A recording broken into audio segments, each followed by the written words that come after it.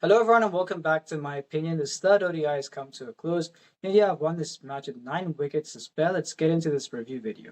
Starting off with the playing 11s, I'd said in my previous video that with the role that they have assigned to Nitish Kumar Reddy thus far in this ODI side, he's batted at 8 and bowled 3 overs in the previous match. In that case, he does not fit into this 11.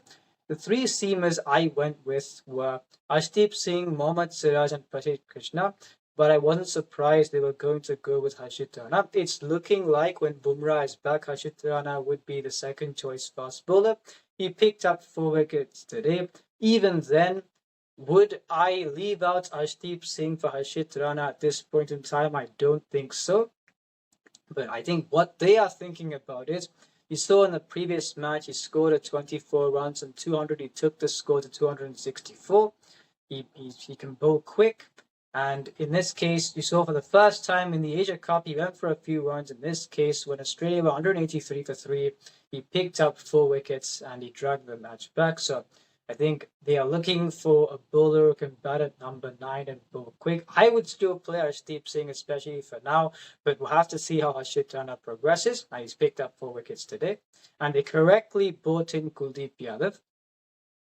And for the Australia 11, I thought they'd rest Stark and Hazelwood. They didn't. I don't know why they left out Xavier Bartlett and brought in Nathan Ellis, but that was the only change in their side. And as I'd said in the preview video, the last 12 ODIs at this venue have seen 10 wins batting first and 2 wins batting second, which is why when Australia won the toss, they chose to bat first. And as I said, they were 183 for 3. They're looking like they could get to that 300 score. And I spoke about the influence of the spinners, and I'll say this again. The wicket split at this venue before this match, 127 for pace, 49 for spin, can appear misleading because Adam Zampa has been fielded as a sole spinner for Australia, and in his previous 8 matches at this venue, he's picked up 19 wickets. And we saw the impact that the India spinners had on this match today. Kuldeep Yadav 1 for 50 in 10, Akshar Patel 18 runs in 6 overs, and Wainam Sundar bowling 10 overs, 2 for 44. So the spinners are economical, which is why I'm saying if you're going by stats, I feel you can be misleaded, and that may have been what happened in the previous match when India didn't play Kuldeep Yadav. It's good they played him today, and I knew they were going to. Prasidh Krishna was expensive today, but he's returning to the ODI side after a long while. I think more likely when Bumrah returns, he may not be a starter in the 11, but he may get a few more opportunities, and Mohammad Siraj only bowled 5 overs today. As far as the Australian batting is concerned, I think in this series a positive for them is that Matthew Short and Matthew Renshaw have scored runs in all 3 matches. Matthew Renshaw didn't play international cricket for a long while before this series, but I think he's warranted more opportunities being granted to him. Matthew Short he's only entered the international fold recently, but with the way he's applied himself in this series, I think he's been a much improved player based on what I saw of him 2 years ago, comparing that to now. So I think both of those two have warranted more opportunities being given to them. And now on India's batting, I think a question that's been answered for India fans is that Rohit Sharma, the previous match 73, in this match an unbeaten 121, Virat Kohli an unbeaten 74. And on Rohit Sharma, we've seen in the recent years where I still think he's got that game where if he wants to provide a quick start, he can do so. But the application he has shown in these last 2 matches has been very good to see. You saw the difference between the first 40 balls and the latter 50-odd balls in the previous match. I thought he was on for a big 100. Unfortunately, he was dismissed after playing very well. In this case, he looked more assured from the start, and he played a very good innings today, so happy to see that.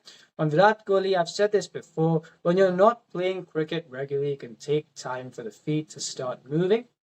So with the straight drive that he hit off Mitchell Stark, that from the start he looked more assured today, and it was great to see him play the way he did. So if both those two are playing well, of course they start in the World Cup side for India, and I would like them to start in the side because given how good players they are and the experience they possess, once again I'm saying playing in tough conditions in South Africa, so I hope both those two continue what they have shown today. I heard Nitish Kumar Reddy picked up another injury. he's not someone who bowls at express pace, so I don't know why he's been picking up injuries frequently. I think what the physios, for example, should do is they should look at his injury record and figure out why he's picking up these injuries. And on that topic, if Rohit Sharma is a lock-in for the World Cup team and Shubman Gill is the captain, Yashasvi Jaiswal has got no chance of playing, so I don't think there's a point in keeping him in the squad. He's a very good player, but if those two are a lock-in, he's not going to play. So in that case, rather than dropping Nitish Kumar Reddy, they should keep him in the squad and maybe they could include Jadeja. I don't know when he's going to return to the ODI side. So they could ask the question, Jadeja or Washington Sundar, see which one you'd rather keep in the 11. And then if Nitish Kumar Reddy has to play, the role that Hardik Pandya is going to fill in the side would be, according to them, is Akshar Patel 5, KL Rahul 6, Hardik Pandya number 7. He'd bowl a minimum of 6 serves. Can Nitish Kumar Reddy play that role? Can he bowl a minimum of 6 serves if you figure out the injury concerns, and can he bat at 7?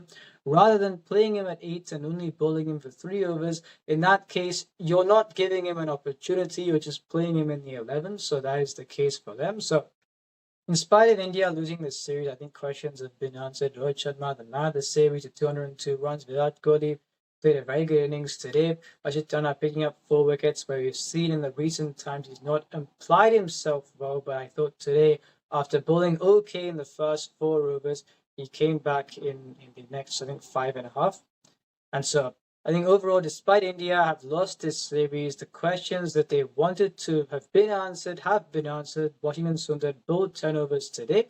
So hopefully they can improve on this in the series versus South Africa and New Zealand. Let's see what happens. If you enjoyed this video, if you don't subscribe, share, friends, this is my opinion.